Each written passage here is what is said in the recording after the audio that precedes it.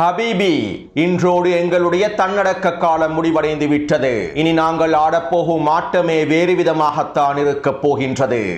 ஹெர்மூஸ் ஜலசந்தி பிரதேசத்திலே இலக்கு வைக்கப்பட்டதற்கு பின்பு அவசரமாக தரையிறங்கி F-35 போர் விமானமும் பற்றி எரியும் சரக்கு கப்பல்களும் குவைத்தை இலக்கு வைத்து மேற்கொள்ளப்பட்டிருக்கக்கூடிய ட்ரோன் தாக்குதல்களும் ஈரானின் பதிலுக்காக காத்திருந்து விரக்தியடைந்து மன அழுத்தத்தினால் பாதிக்கப்பட்டிருக்கக்கூடிய அண்டப்புழுகனும் அடுத்த கட்ட தாக்குதல்கள் தொடர்பாக ஈரானிய தலைமைகள் வெளியிட்டிருக்கக்கூடிய அதிரடியான அறிவிப்புகளும் ஈரானுக்கு எதிரான போரின் போது ஈராக்கினுடைய மேற்கு பாலைவன பிரதேசத்திலே ரகசியமாக அமைக்கப்பட்டிருந்த இராணுவ கட்டளை தளமும் இவை தொடர்பான தகவல்களும் கொள்ளை கும்பல்களுக்கு எதிராகவும் இஸ்ரேலிய ஆக்கிரமிப்பு இராணுவத்தோடு ஒருங்கிணைந்து செயற்படக்கூடிய ஆயுத குழுக்களுக்கு எதிராகவும் தாக்குதல்களை மேற்கொண்டு வரக்கூடிய பலஸ்தீனிய போராளிகளும் ஹிஸ்புல்லா இராணுவத்தின் வீரியமான தாக்குதல்களும்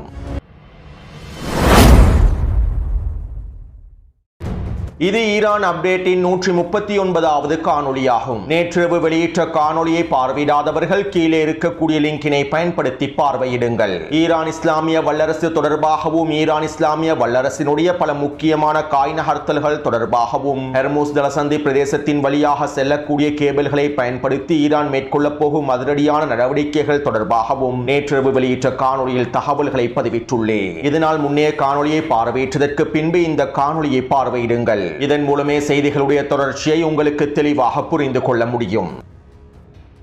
காசாவிலே பலஸ்தீனிய போராளிகளுக்கு எதிராக பல ஆயுத குழுக்களை உருவாக்குவதற்கும் கொள்ளை கும்பல்களை உருவாக்குவதற்கும் இஸ்ரேலிய ஆக்கிரமிப்பும் ஐக்கிய அரபு அமீரகமும் பல வேலை திட்டங்களை முன்னெடுத்து வருகின்றன. இதற்கமைவாக காசாவிற்குள்ளே பல கொள்ளை கும்பல்களும் உருவாக்கப்பட்டன. மேலும் இந்த கொள்ளை கும்பல்களை பலஸ்தீனிய போராளிகள் தொடர்ச்சியாக அளித்து வந்தார்கள். இந்த கொள்ளை கும்பல்களின் மிக முக்கிய தலைவனான யாசர் அபு ஷபாபை பலஸ்தீனிய போராளிகள் முழுமையாக அளித்ததற்கு பின்பு கஸ்ஸான் அல் தஹ்னேவினுடைய தலைமையிலேயே இந்த கொள்ளை கும்பல்களும் ஆயுத குழுக்களும் முழுமையாக இயங்கி வருகின்றன. இஸ்ரேலிய ஆக்கிரமிப்பு ராணுவம் கட்டுப்படுத்தக்கூடிய மஞ்சள் எல்லை பிரதேசங்களுக்குள்ளேயே இந்த கொள்ளை கும்பல்கள் இராணுவ கட்டளை தளங்களையும் தற்போது அமைத்துள்ளார்கள். இஸ்ரேலிய ஆக்கிரமிப்பு ராணுவத்தின் ஆதரவை முழுமையாக பயன்படுத்திய மஞ்சள் எல்லை பிரதேசங்களுக்குள் இவர்கள் அனைத்து வேலை திட்டங்களையும் முன்னெடுத்து வருகின்றார்கள். இவர்களுக்கு தேவையான பயிற்சிகளும் மஞ்சள் எல்லை பிரதேசத்திலேயே வழங்கப்படுகின்றது. மேலும் இந்த கொள்ளை கும்பல்களும் ஆயுத குழுக்களும் இஸ்ரேலிய ஆக்கிரமிப்பு ராணுவத்தின் ஆதரவோடு மஞ்சள் எல்லை பிரதேசங்களுக்குள் இருந்து பலஸ்தீனிய போராளிகளுக்கு எதிரான தாக்குதல்களை மேற்கொள்கின்றார்கள். இப்படியான நிலைமையிலேயே கடந்த 6ஆம் திகதி கான் யூனிஸினுடைய மஞ்சள் எல்லை பிரதேசத்திற்கு அருகாமையிலிருந்து இந்த கொள்ளை கும்பல்களும் ஆயுத குழுக்களும் வெளிப்பட்டு பலஸ்தீனிய போராளிகளுக்கு எதிரான தாக்குதல்களை மேற்கொண்டுள்ளார்கள். அதே நேரம் இந்த கொள்ளை கும்பல்கள் இந்த தாக்குதல்களை மேற்கொள்ளப் போகின்றார்கள் என்கின்ற உளவு தகவல்களையும் பலஸ்தீனிய போராளிகள் முன்கூட்டியே பெற்றுக் கொண்டார்கள். இதற்கமைவாக குறித்த கொள்ளை கும்பல்கள் மஞ்சள் எல்லை பிரதேசத்தினை கடந்து ஹமாஸினுடைய கட்டுப்பாட்டு பகுதிக்குள் நுழைந்ததும் மறைந்திருந்த பலஸ்தீனிய போராளிகள் இவர்களை பொறிவைத்து தாக்கியுள்ளார்கள். கிட்டத்தட்ட 3 மணித்தியாலங்களுக்கு மேலாக குறித்த பிரதேசத்திலே துப்பாக்கிச் சூட்டு தாக்குதல்களும் ஏவுகணை தாக்குதல்களும் மேற்கொள்ளப்பட்டுள்ளன.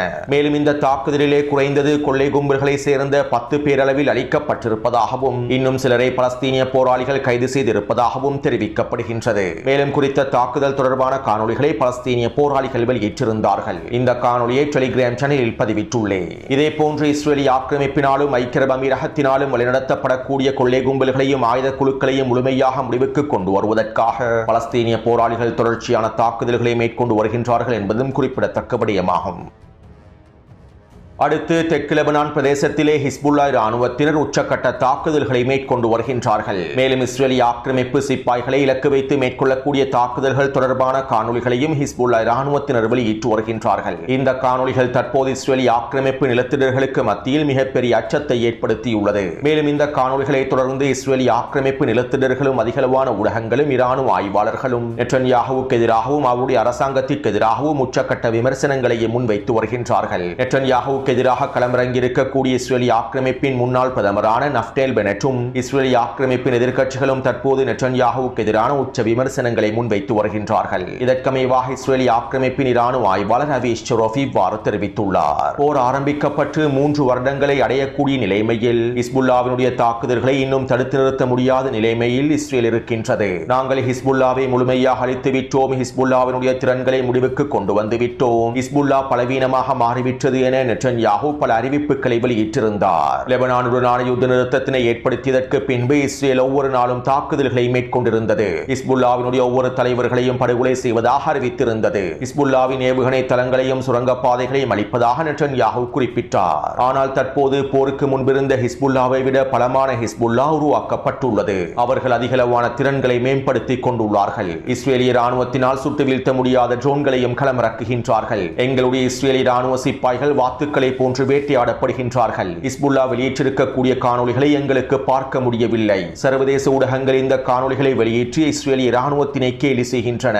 எங்களுடைய இஸ்ரேலிய சிப்பாய்கள் வாத்துக்களை போன்று மெலிகளை போன்று வேட்டையாடப்படுகின்றார்கள். ஹிஸ்புல்லாவினுடைய ட்ரோன்களுக்கு அஞ்சி கட்டிடங்களுக்குள்ளே தெரித்து ஓடுகின்றார்கள். இவை அனைத்தும் சர்வதேசத்திற்கு மத்தியில் எங்களுக்கு ஒரு மிகப்பெரிய அவமானமாகும். இஸ்ரேலிய ராணுவத்திற்கு ஏற்பட்டிருக்கக்கூடிய மிகப்பெரிய அவமானமாகும். இவை அனைத்திற்கும் காரணம் நெட்டன்யாஹூ தான். நெட்டன்யாஹூ இஸ்ரேலிய மக்களுக்கு அவருடைய மாயைகளையே விற்பனை செய்துள்ளார். அவரால் ஹிஸ்புல்லா ராணுவத்தினை அழிக்க முடியவில்லை. காசாவிலே ஹமாஸை அழிக்க முடியவில்லை. ஹமாஸை நிராயுதபாணியாக்குவதற்கு கூட நெட்டன்யாஹூவினால் முடியவில்லை. இதே நிலைமை தான் தற்போது தெற்கு லெபனான் பிரதேசத்திலும் ஏற்பட்டுள்ளது. நெட்டன்யாஹூ வெறும் வெற்று மாயைகளை பயன்படுத்தி போர்க்களத்திலே வெற்றி பெற்று விட்டதாக அறிவிக்கின்றார். இதற்கு பிறகும் நெட்டன்யாஹூவுடைய கருத்துக்களை இஸ்ரேலிய மக்கள் ஏற்றுக்கொள்ளப் போவதில்லை. உண்மையிலேயே நாங்கள் ஒரு மிகப்பெரிய இக்கட்டான சூழ்நிலைகளுக்குள் தள்ளப்பட்டுள்ளோம். போலியான அறிக்கைகளின் மூலமாகவும் ஊடக பிரச்சாரங்களின் மூலமாகவுமே நாங்கள் எங்களுடைய மாயைகளை வெளிப்படுத்தி வருகின்றோம் என இஸ்ரேலிய ஆக்கிரமிப்பின் இராணுவ ஆய்வாளர் அவேஷ் சரோஃப் தெரிவித்துள்ளார். அத்தோடு ஹிஸ்புல்லா ராணுவத்தினர் வீரியமான தாக்குதல்களை மேற்கொண்டு வருகின்றார்கள். நேற்றைய தினம் இஸ்ரேலிய ஆக்கிரமிப்பு ராணுவத்தினை ஹிஸ்புல்லா ராணுவத்தினர் பொளந்து கட்டினார்கள். இவை தொடர்பான தகவல்களை நேற்றிரவு வெளியிட்ட காணொலியில் தெளிவாக குறிப்பிட்டுள்ளேன். மேலும் நேற்றிரவு ஹிஸ்புல்லா ராணுவத்தினர் இஸ்ரேலிய ஆக்கிரமிப்பின் வடக்கு பிரதேசத்தை இலக்கு வைத்து ஏவுகணை தாக்குதல்களையும் மேற்கொண்டிருந்தார்கள். அது மட்டுமல்லாமல் இஸ்ரேலிய ஆக்கிரமிப்பினுடைய இன்னும் 2 ட்ரோன்களையும் சுட்டு வீழ்த்தி இருந்தார்கள். அதே போன்று இன்று அதிகாலை வேளையில் இஸ்ரேலிய ஆக்கிரமிப்பின் வடக்கு பிரதேசமான சலோமி பிரதேசத்தை இலக்கு வைத்து தாக்குதல்களை மேற்கொண்டிருந்தார்கள். இந்த ட்ரோன்கள் குடியிருப்பு பிரதேசங்கள் இலக்கு வைத்து மேற்கொள்ளப்பட்டிருந்தது. மேலும் இந்த தாக்குதலினால் 5க்கும் அதிகமான நிலத்திடர்கள் படுகாயமடைந்திருப்பதாகவும் ஷலோமி பிரதேசத்திலே தீப்பரவல் ஏற்பட்டிருப்பதாகவும் தெரிவிக்கப்படுகின்றது. அதாவது ட்ரோன் தாக்குதலினால் ஷலோமி பிரதேசத்தில் இருக்கக்கூடிய பயிர்ச்செய்கை நிலங்களில் மிகப்பெரிய தீப்பரவல் ஏற்பட்டுள்ளது. தற்போது இந்த தீயை கட்டுப்படுத்துவதற்காக இஸ்ரேலிய ஆக்கிரமிப்பு முயற்சி செய்து வருகின்றது. அதே போன்று இன்று அதிகாலையிலேயே பயாதா பிரதேசத்தில் ஹிஸ்புல்லா ராணுவத்தினர் 2 மெர்காவா போர் தங்கி வாகனங்களை அளித்துள்ளார்கள். இந்த தாக்குதலிலே ஒரு மெர்காவா போர் தங்கி வாகனம் முழுமையாக தீக்கிரையாக்கப்பட்டுள்ளது. இவை தொடர்பான புகைப்படங்களை டெலிகிராம் சேனலில் பதிவிட்டுள்ளேன். இந்த தாக்குதல்களை தொடர்ந்து குறித்த மெர்காவா போர் தங்கி வாகனங்களையும் அதற்குள்ளே சிக்கியிருக்கக்கூடிய இஸ்ரேலிய ஆக்கிரமிப்பு சிப்பாய்களையும் மீட்பதற்காக வருகை தந்த 2 கவச படைப்பிரிவுகளை இலக்கு வைத்து கவச எதிர்ப்பு ஏவுகணை தாக்குதல்களை மேற்கொண்டுள்ளார்கள். இந்த தாக்குதலினாலும் மீட்பு படைகளுக்கு இழப்புகள் ஏற்படுத்தப்பட்டிருப்பதாக தெரிவிக்கப்படுகின்றது. இதைத் தொடர்ந்து இன்று மதியம் டேர்சிரியன் பிரதேசத்திலே நிலை கொண்டிருக்கக்கூடிய இஸ்ரேலிய ஆக்கிரமிப்பு சிப்பாய்களை சுற்றி வளைத்து ஹிஸ்புல்லா ராணுவத்தினுடைய ரத்வான் படைப்பிரிவினர் ட்ரோன் தாக்குதல்களையும் துப்பாக்கிச் சூட்டு தாக்குதல்களையும் மேற்கொண்டுள்ளார்கள். இந்த தாக்குதலிலே குறித்த பிரதேசத்தில் நிலை கொண்டிருக்கக்கூடிய 10க்கும் அதிகமான இஸ்ரேலிய ஆக்கிரமிப்பு சிப்பாய்கள் கொல்லப்பட்டும் படுகாயங்களுக்கு உள்ளாக்கப்பட்டிருப்பதாகவும் தெரிவிக்கப்படுகின்றது. அத்தோடு இஸ்ரேலிய ஆக்கிரமிப்பு ராணுவமும் தெற்கு லெபனான் பிரதேசத்திலே தொடர்ச்சியான வான்வழி தாக்குதல்களை மேற்கொண்டு வருகின்றது. லிட்டானி நதிக்கு தெற்கு பிரதேச இருக்கக்கூடிய 14 கிராமங்களில் இருந்து அனைவரையும் முழுமையாக வெளியேறுமாறு இஸ்ரேலிய ஆக்கிரமிப்பு கட்டளையிட்டுள்ளது. குறித்த பிரதேசங்களிலும் உச்ச வான்வழி தாக்குதல்களை மேற்கொண்டு காப்பட் குண்டுகளை வீசி குடியிருப்பு கட்டிடங்களை முழுமையாக தரைமட்டமாக்குவதற்கான தாக்குதல்களை மேற்கொள்ளப் போகின்றது. அத்தோடு கடந்த போர்க்களத்தை விட தற்போதைய போர்க்களத்தில் ஹிஸ்புல்லா ராணுவத்தினுடைய தலைமைகளும் தளபதிகளும் படுகொலை செய்யப்பட்டிருக்கக்கூடிய வீதமானது மிகவும் குறைவடைந்துள்ளது என இஸ்ரேலிய ஆக்கிரமிப்பு ஊடகங்களே தற்போது ஒப்புக்கொண்டுள்ளன. கடந்த 2 மாதங்களுக்கு மேலாக நடைபெற்று வரக்கூடிய போர்க்களத்தில் ஹிஸ்புல்லா ராணுவத்தினுடைய கட்டளை தளபதிகள் உள்ளடங்கலாக 10க்கும் அதிகமானோரை கூட இஸ்ரேலிய ஆக்கிரமிப்பினால் படுகொலை செய்ய முடியவில்லை என இஸ்ரேலிய ஆக்கிரமிப்பு ஊடகங்கள் சுட்டிக்காட்டியுள்ளன. அதாவது லெபனானிய களத்திலே இஸ்ரேலிய ஆக்கிரமிப்பினுடைய படுகொலை தாக்குதல்கள் தோல்வியில் முடிவடைந்திருப்பதாக இஸ்ரேலிய ஆக்கிரமிப்பு ஊடகங்கள் ஒப்புக்கொண்டுள்ளன. மேலும் இதற்கு அர்த்தம் ஹிஸ்புல்லா ராணுவத்தினர் அவர்களுடைய பாதுகாப்பு கோட்பாடுகளை முழுமையாக மாற்றி அமைத்துள்ளார்கள் என்பதே. அடுத்து அமெரிக்காவினுடைய பொருளாதார தடைகள் எவ்வாறு செயற்படுகின்றன, அமெரிக்கா மாத்திரம் எவ்வாறு ஏனைய நாடுகள் மீது பொருளாதார தடைகளை விதிக்கின்றது, அமெரிக்காவினுடைய பொருளாதார தடைகளை எங்களுக்கு மீறி செயற்பட முடியாதா, ஏனைய நாடுகள் ஒன்றிணைந்து அமெரிக்காவுக்கு எதிராக பொருளாதார தடைகளை விதிக்க முடியாதா, அமெரிக்காவினால் மாத்திரம் எவ்வாறு இந்த அளவு பொருளாதார தடைகளை விதிக்க முடிகின்றது என பலர் கேள்விகளை எழுப்பியிருந்தீர்கள். சில நண்பர்கள் இந்த கேள்விகளை தொடர்ச்சியாக எழுப்பியிருந்தீர்கள். அமெரிக்காவினுடைய பொருளாதார தடைகள் தொடர்பாகவும் இந்த பொருளாதார தடைகள் எவ்வாறு இயங்கு முடிகின்றது என்பது தொடர்பாகவும் 3 வருடங்களுக்கு முன்பே நான் தனியான காணொளிகளில் பதிவிட்டுள்ளேன். இருப்பினும் தற்போது சில முக்கியமான விடயங்களை மாத்திரம் சுருக்கமாக குறிப்பிடுகின்றேன். அதாவது அமெரிக்காவினுடைய பொருளாதார தடைகள் அனைத்தும் டாலரை முதன்மைப்படுத்தியே மேற்கொள்ளப்படுகின்றன. இன்னும் ஒரு விதத்தில் குறிப்பிடுவதாக இருந்தால் அமெரிக்காவினுடைய நிபந்தனைகளை ஏற்றுக்கொள்ளாத நாடுகளுக்கும் அமெரிக்காவுக்கு கட்டுப்படாத நாடுகளுக்கும் தண்டனை வழங்குவதற்காக குறித்த நாடுகளை தண்டிப்பதற்காக அமெரிக்கா டாலர்களையே பயன்படுத்துகின்றது. உலகிலே சர்வதேச வர்த்தக நாணயமாக டாலரே காணப்படுகின்றது. அதிகளவான நாடுகள் டாலர்கள் மூலமாகவே வர்த்தகத்தை மேற்கொள்கின்றன. ஒவ்வொரு நாட்டினுடைய ஏற்றுமதி மற்றும் இறக்குமதி என்பன டாலர் வர்த்தகத்திலேயே தங்கியுள்ளன. எனவே அமெரிக்கா ஒரு நாட்டின் மீது பொருளாதார தடையை விதித்தால் குறித்த நாட்டோடு சம்பந்தப்பட்டிருக்கக்கூடிய டாலர் வர்த்தகங்கள் அனைத்தும் முழுமையாக முடக்கப்படும். ஒரு நாட்டின் சொத்துக்கள் மற்றும் அதனுடைய நிதி நிறுவனங்கள் அனைத்தும் டாலரோடு சம்பந்தப்பட்டிருக்கும். எனவே அமெரிக்காவினுடைய பொருளாதார தடைகள் விதிக்கப்பட்டதும் டாலரோடு சம்பந்தப்பட்டிருக்கக்கூடிய குறித்த நாட்டினுடைய சொத்துக்களும் நிதி நிறுவனங்களும் முழுமையாக முடக்கப்பட்டுவிடும். குறித்த நாட்டோடு சம்பந்தப்பட்டிருக்கக்கூடிய டாலர் கணக்குகள் அனைத்தும் முழுமையாக முடக்கப்பட்டுவிடும். அது மட்டுமல்லாமல் மிக முக்கியமாக வங்கி சேவையானது அமெரிக்காவினுடைய கட்டுப்பாட்டிலேயே இருக்கின்றது. அதாவது ஒரு நாட்டினுடைய வங்கியிலிருந்து இன்னும் ஒரு நாட்டினுடைய வங்கிக்கு பணத்தை அனுப்புவதற்கு ஸ்விஃப்ட் வங்கி முறைமையே பயன்படுத்தப்படுகின்றது. உலகம் முழுவதும் இந்த ஸ்விஃப்ட் வங்கி முறையே பயன்படுத்தப்படுகின்றது. எனவே இந்த ஸ்விஃப்ட் வங்கி முறையானது முழுமையாக அமெரிக்காவினுடைய கட்டுப்பாட்டிலேயே இருக்கின்றது. இதனால் அமெரிக்கா ஒரு நாட்டின் மீது பொருளாதார தடையை விதித்தால் அந்த நாட்டிலே செயற்படக்கூடிய ஸ்விஃப்ட் வங்கி முறையானது முழுமையாக முடக்கப்பட்டுவிடும். இதற்கு பிறகு குறித்த நாட்டிலே இருக்கக்கூடிய வங்கிகளின் மூலமாக ஏனைய நாடுகளுக்கு பணத்தை அனுப்ப முடியாது. அவர்களுடைய ஒட்டுமொத்த வர்த்தகமும் நிதி பரிமாற்றமும் முடக்கப்பட்டுவிடும். இதனால் பொருளாதார தடைகள் விதிக்கப்படக்கூடிய குறித்த நாட்டினுடைய வங்கிகள் அனைத்தும் தனிமைப்படுத்தப்பட்டுவிடும். ஏனைய நாடுகளுடனான வர்த்தக பரிமாற்றங்களை அவர்களால் மேற்கொள்ள முடியாது.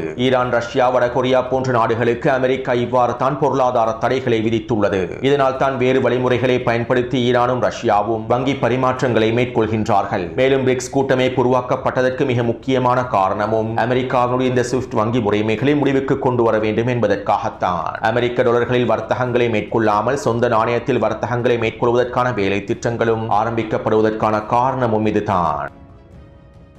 மேலும் இந்த சந்தர்ப்பத்தில் இன்னும் ஒரு விடயத்தினையும் உங்களுக்கு கூறிக்கொள்வதற்கு விரும்புகின்றேன். அமெரிக்கா இவ்வாறு டாலரை பயன்படுத்தி நாடுகளை கட்டுப்படுத்துவதற்கும் நாடுகளுக்கு எதிரான பொருளாதார தடைகளை விதிப்பதற்கும் டாலரினுடைய ஆதிக்கத்தை அதிகரிப்பதற்கும் மிக முக்கியமான காரணமே இந்த அடிமை அரபுகள் தான். 1950ஆம் ஆண்டுகளுக்கு பின்பு அடிமை அரபுகள் அமெரிக்காவோடு பெட்ரோ டாலர் ஒப்பந்தத்தை முடித்தார்கள். அடிமை அரபு நாடுகளில் இருக்கக்கூடிய அனைத்து எண்ணெயும் டாலர்களில் தான் விற்கப்பட வேண்டும் என்கின்ற ஒப்பந்தத்தை முடித்தார்கள். இதன் விளைவாகவே டாலர் வர்த்தகம் ஆரம்பமானது. டாலர் வலுவடைய ஆரம்பித்தது. அடிமை அரபுகளோடு அமெரிக்கா மேற்கொண்ட பெட்ரோ டாலர் ஒப்பந்தத்தின் விளைவாகவே அமெரிக்கா வல்லரசாக மாறியது.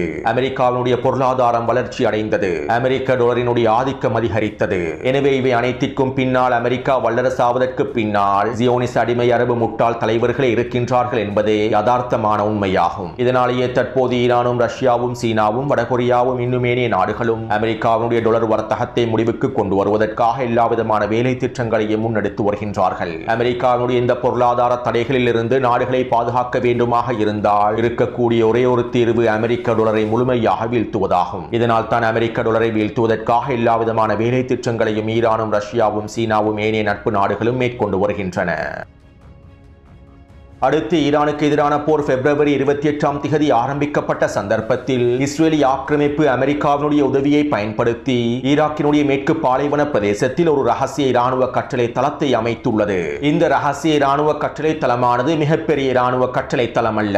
ஈராக்கினுடைய மேற்கு பிரதேசமான நஜாப் பிரதேசத்தின் பாலைவன பகுதியில் இருக்கக்கூடிய 2 மலைகளுக்கு இடைப்பட்ட பிரதேசத்தை பயன்படுத்தி ஒரு விமான ஓடுபாதையை அமைத்துள்ளார்கள். ஈரானுக்கு எதிரான தாக்குதல்களை மேற்கொள்ளும் சந்தர்ப்பத்தில் இஸ்ரேலிய விமானங்களுக்கு தொழில்நுட்ப சிக்கல்கள் ஏற்பட்டாலோ அல்லது இஸ்ரேலிய விமானங்கள் இறக்கு வைக்கப்பட்டாலோ அவசரமாக தரையிறங்குவதற்காகவே இந்த தளத்தை அமைத்துள்ளார்கள். மேலும் குறித்த தளத்தை விரைவாக பயன்படுத்தி மீட்பு குழுக்களை களமிறக்கி அவசர நடவடிக்கைகளை மேற்கொள்வதற்கும் பயன்படுத்தியுள்ளார்கள். குறித்த வரைபடத்திலே மஞ்சள் நிற பிரதேசத்தினால் காண்பிக்கப்பட்டிருக்கக்கூடிய அல் நஜாஃபினுடைய பாலைவன பிரதேசத்திலேயே இந்த ரகசிய தளம் அமைக்கப்பட்டுள்ளது. ஈரானுக்கு எதிரான போரினுடைய முதல் வாரத்திலேயே இந்த தளத்தை இவர்கள் அமைத்துள்ளார்கள். பின்பு 3வது வாரத்தில் குறித்த பிரதேசத்திலே இஸ்ரேலிய ஆக்கிரமிப்பின் அமெரிக்க ஹெலிகாப்டர்களும் போர் விமானங்களும் களமிறங்கியுள்ளன.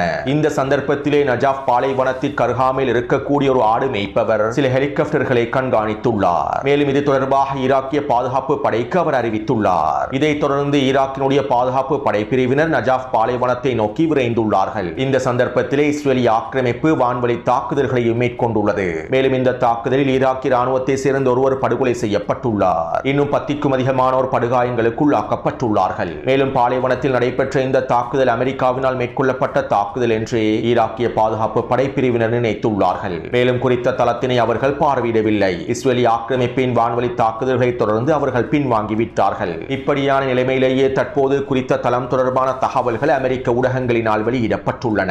மேலும் குறித்த தளத்திலே அமெரிக்க போர் விமானங்கள் களமிறங்கியிருப்பதற்கான ஆதாரங்களும் வெளியிடப்பட்டுள்ளன. அமெரிக்காவும் இஸ்ரேலிய ஆக்கிரமிப்பும் ரகசியமாகவே குறித்த தளத்தை பயன்படுத்தியிருப்பது உறுதி செய்யப்பட்டுள்ளது.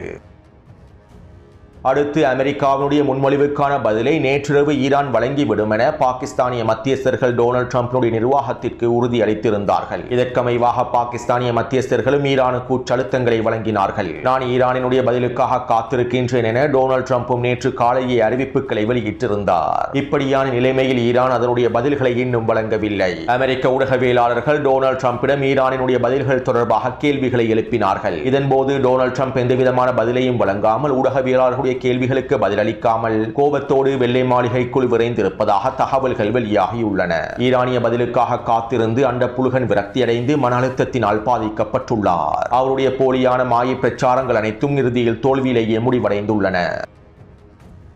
இதைத் தொடர்ந்து அதிகாலை வேளையில் அமெரிக்க மத்திய கட்டளை தளமானது அறிவிப்புகளை வெளியிட்டிருந்தது. நாங்கள் ஈரானுக்கு எதிரான கடற்படை முற்றுகையை அதிகரிக்கப் போகின்றோம். முழு பலத்தோடு ஈரானுக்கு எதிரான கடற்படை முற்றுகை தொடரும். ஈரானினுடைய எந்த ஒரு கப்பலும் எங்களை தாண்டி செல்ல முடியாது. மேலும் முற்றுகையை மீறுவதற்கு முயற்சி செய்யக்கூடிய எந்த ஒரு கப்பலை இலக்கு வைத்தும் நாங்கள் தாக்குதல்களை மேற்கொள்வோம் என அமெரிக்க மத்திய கட்டளை தளம் அறிவித்தது. இவ்வாறு அமெரிக்க மத்திய கட்டளை தளம் அறிவித்து ஓரிரண்டு மணித்தியாலங்களுக்குள் ஈரானிய கடற்படையினர் கத்தாருக்கு அருகாமையில் இருக்கக்கூடிய அமெரிக்க நிறுவனத்தோடு சம்பந்தப்பட்ட இருக்கக்கூடிய மிகப்பெரிய சரக்கு கப்பலை இலக்கு வைத்து தாக்குதல்களை மேற்கொண்டார்கள். இந்த தாக்குதலினால் குறித்த சரக்கு கப்பலில் தீப்பரவல் ஏற்பட்டுள்ளது.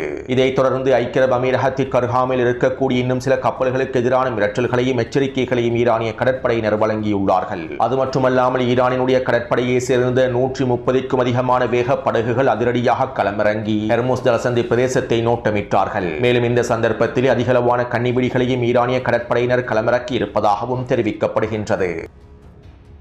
இப்படியான நிலைமையில் ஈரானிய கடற்படை தளபதி அதிரடியான அறிவிப்புகளை வெளியிட்டார். அமெரிக்காவினுடைய எந்த ஒரு முற்றுகையாக இருந்தாலும் அந்த முற்றுகையை உடைத்துக் கொண்டு எங்களுடைய எண்ணெய் கப்பல்களும் சரக்கு கப்பல்களும் பயணிக்கும். மேலும் எங்களுடைய எண்ணெய் கப்பல்களுக்கு எதிராகவும் சரக்கு கப்பல்களுக்கு எதிராகவும் தாக்குதல்கள் மேற்கொள்ளப்பட்டால் பிராந்தியத்தில் இருக்கக்கூடிய அமெரிக்க தளங்களுக்கு எதிராகவும் அமெரிக்க கடற்படைக்கு எதிராகவும் உச்சக்கட்ட பதிலடி தாக்குதல்களை மேற்கொள்வோம். மேலும் நீங்கள் எதிர்பார்க்காத பல தளங்களையும் நாங்கள் குறிவைப்போம். நீங்கள் போரினுடைய அடுத்த கட்ட விளைவுகளை சந்திப்பீர்கள் என ஈரானிய கடற்படை தளபதி அதிரடியான அறிவிப்புகளை வெளியிட்டார். இதைத் தொடர்ந்து ஈரானிய ராணுவத்தினுடைய செய்தி தொடர்பாளர் இவ்வாறு தெரிவித்தார். போர் நிறுத்தம் தொடர்பாக நாங்கள் எதிரியை ஒருபொழுதும் நம்புவதில்லை. இந்த போர் நிறுத்த காலப்பகுதியை பயன்படுத்தி நாங்கள் எங்களுடைய திறன்களையும் எங்களுடைய வேலை திட்டங்களையும் அதிகரித்துள்ளோம். போரினுடைய அடுத்த கட்டத்திற்காக முழுமையாக தயாராகுவதற்காகவே இந்த யுத்த நிறுத்த காலப்பகுதியை நாங்கள் முழுமையாக பயன்படுத்திக் கொண்டோம். மேலும் தற்போது அமெரிக்கா ஏதாவது தவறான முடிவுகளை எடுத்தால், ஈரானுக்கு எதிரான அடுத்த கட்ட தாக்குதல்களை ஆரம்பித்தால் பிராந்தியத்தில் இருக்கக்கூடிய அமெரிக்காவின் நட்பு நாடுகளை பாதுகாக்க முடியாத நிலைமை ஏற்பட்டுவிடும். மேலும் பிராந்தியத்தில் இருக்கக்கூடிய அமெரிக்காவின் நட்பு நாடுகளுக்கு நாங்கள் இறுதி எச்சரிக்கைகளை வழங்குகின்றோம். நீங்கள் அனைவரும் கவனமாக இருந்து கொள்ளுங்கள்.